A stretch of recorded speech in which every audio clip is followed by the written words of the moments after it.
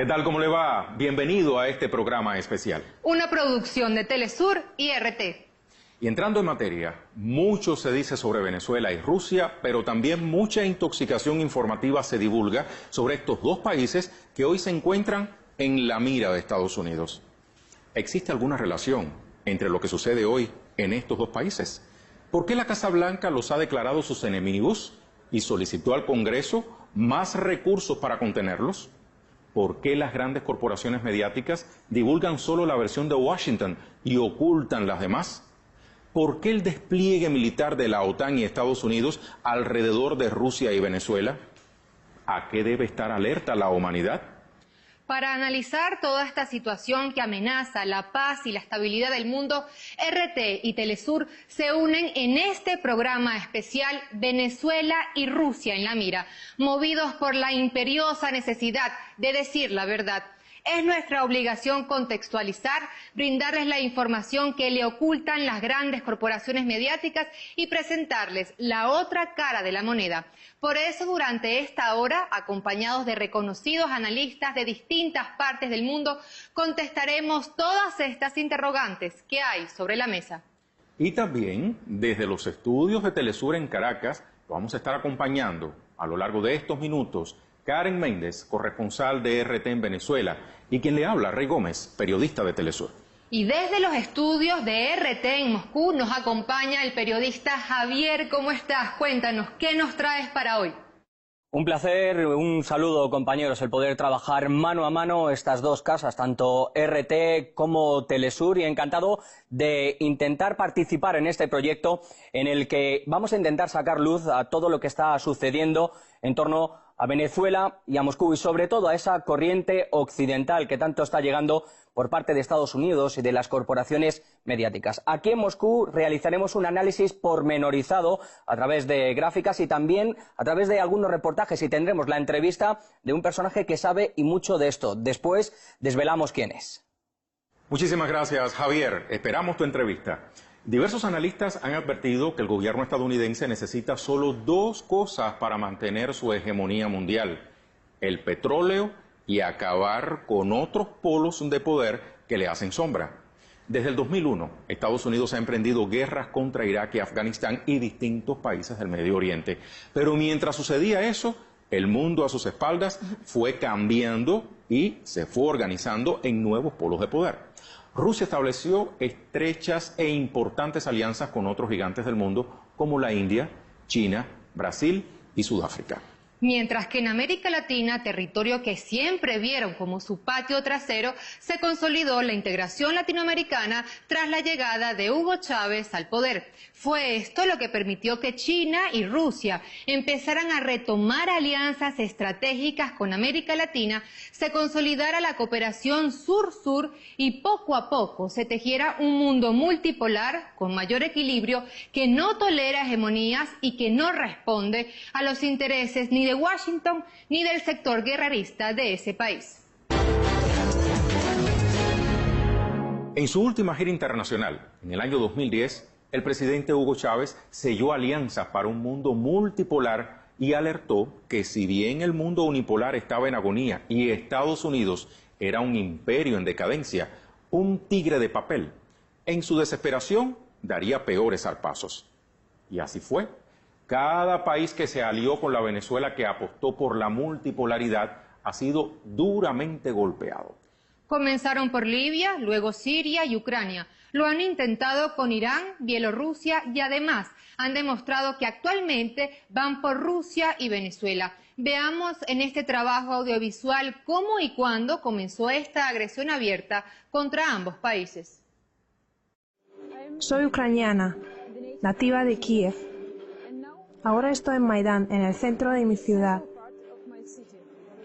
Quiero que sepas por qué miles de personas de todo mi país están en las calles. Soy Mariel y hablo desde Venezuela. En 2 semanas que hemos estado protestando en mi país, han muerto más de 15 personas por la brutal agresión del gobierno nacional. En diferentes partes del mundo se emprenden acciones con efecto déjà vu. Las tácticas de promoción de golpes blandos en Ucrania y Venezuela muestran analogías factibles: caras bonitas, conmoción en las redes sociales, campañas mediáticas y todo esto con el apoyo de Occidente. En ambos países circuló la historia de francotiradores de origen indefinido.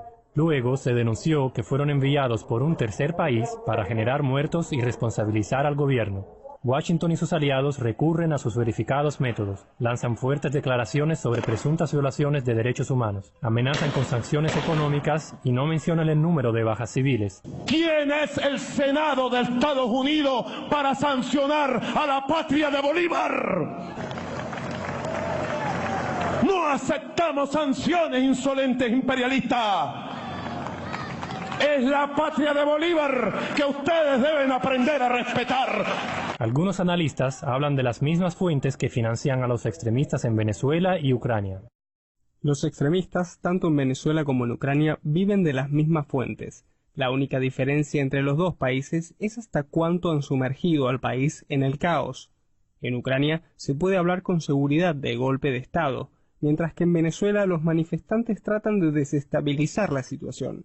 Y detrás están los Estados Unidos y la Unión Europea. Lo que los países occidentales denominan como el empeño popular de conseguir la democracia se presenta como un guión concebido de antemano. Se inspira en los libros del estadounidense Gene Sharp, quien hace años ideó el concepto de las revueltas no violentas. Serbia, espacio postsoviético, primavera árabe. Estas tácticas fueron aplicadas en varios rincones del mundo. Ah, sí, el libro de Gene Sharp. Todos nosotros lo utilizamos, nos conectaba con otros. Con Otporka en Serbia, el movimiento opositor en Bielorrusia y en Georgia.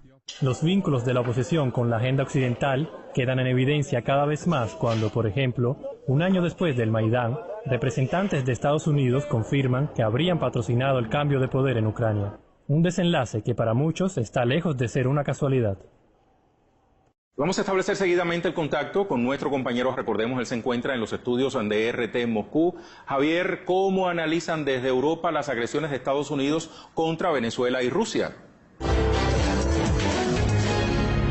Son muchas las voces, las críticas que se están vertiendo contra países tales como Venezuela o como Rusia y tienen un mismo origen y además es un mismo mensaje que trata de atemorizar. El origen, sin duda alguna, es Estados Unidos, la Casa Blanca y también las corporaciones mediáticas occidentales que trabajan, bueno, pues al servicio de lo que quiere el presidente Barack Obama.